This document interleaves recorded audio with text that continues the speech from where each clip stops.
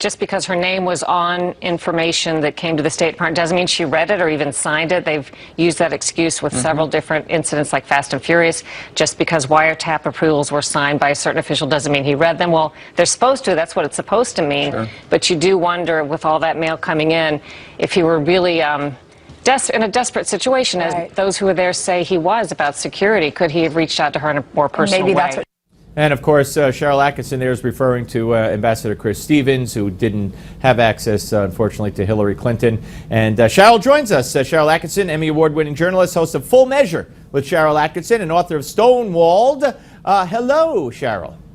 Hi, Steve. How are you? Good. And Steve Doocy and the Fox and Friends crew were nice enough to play, at that point, a portion of the interview that I did with the former fiancé or ex-fiancé of Chris Stevens, Lydie Denier, talking about how Hillary should have listened to Chris Stevens when he requested enhanced security, and she blames her for not. And, you know, it did get me thinking with her email situation. We all work at corporations, or even if you work in the government, there are email addresses where if you really wanted to, you could contact the head of the company, the head of the group, or whatnot. But did Hillary Clinton's email situation, you know, change that? Could people really reach to her without a gatekeeper? Or could someone like Chris Stevens, did he or could he have found her email address directly if she wasn't using her work email, the government email? Yeah, no, that's very, very true, very interesting. Now, I know coming up on the show, before we get to Trump and everything, and the big news today on the cruise side, you're doing a story on Full Measure with Sharyl Attkisson, something that I had never heard of, and you say people won't report it because of the drug company influence on broadcasts.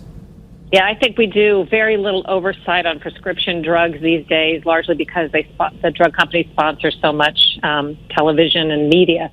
But this is on one widely, actually misprescribed drug that was widely prescribed for uses it was not approved for at the time, and is now still fairly in wide use, that allegedly causes young boys to grow women's breasts, believe it or not. And some of these young boys, thousands of them that have had this alleged adverse event, some of them have had to have double mastectomies, some of them as young as 4 and 5 years old, that may grow a breast on one side or even lactate and produce milk. It's a horribly tragic case. The allegations are that the drug company well knew of this. It was reported in early studies, which they deny, but that's what we're focusing on. What is it prescribed for?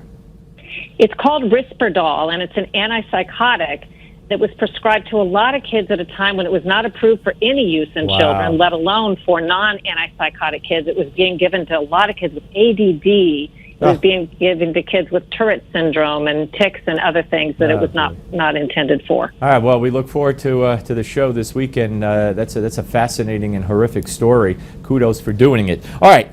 Your reaction to Cruz announcing a VP candidate at this time, and then on the specifics, and in your opinion, if you want to give it on it being Carly, is it showing desperation? Well, again, I'm not a political analyst, so I just look at things, as an observer or from people I talk to who do, who are closer to this. And yes, it does seem like he really needs to appear to still be very much in the game and relevant and be talked about. But I think there is a sense that this is kind of grasping at straws. I don't think it's a surprise that he would choose her. She's been by his side since she decided to endorse him, and I think that was kind of the accepted idea, plus the fact her being a woman, if they were to end up facing Hillary Clinton, there may be some thought that would be helpful. And as they head into Indiana, your opinion and what you're hearing, and I always respect your role these days, but your opinion and what you're hearing, if he doesn't, especially after this, if he doesn't win Indiana, I mean, I don't think he's dropping out now that he has a VP pick alongside, but is it effectively over if that's the case next Tuesday night? I think it's, from what people seem to believe and also what I observe myself, yes, it's all but over. And I think a lot of that's money issues. It's hard to keep the enthusiasm that it takes to raise the money to keep the campaign going if you can't prove you're really in the game. And I think that gets harder and harder. Now, he may win Indiana, and then everything stretches out a little bit longer. Now, on the Democrat side, it appears that Hillary's headed, for the nomination. At least she'll have the number of delegates. Anything from your sources? Are you hearing anything? I know the head of the FBI has said there's no timetable. Do you believe at least there's a grand jury of some sort for somebody and on something going on? Or I mean, could it still be just the FBI still looking into stage one or whatever stage they're in, or is there more? Do you believe? It's hard to say. I do believe there could be something there that falls short of them charging Hillary Clinton with something, but there are clearly serious questions. There's clearly been misconduct on somebody's part because of documents that weren't turned over when they should have been in various situations. So they could be looking at other players around her. They could be looking at conduct that falls short of something they would charge with. But I think something still is going on. I don't know how, any more than anybody else, how that's going to end. Yeah. All right, Sharyl, we'll look for Full Measure with Sharyl Attkisson this weekend. Everybody check your local listings. Always great to talk to you. We'll speak to you next time.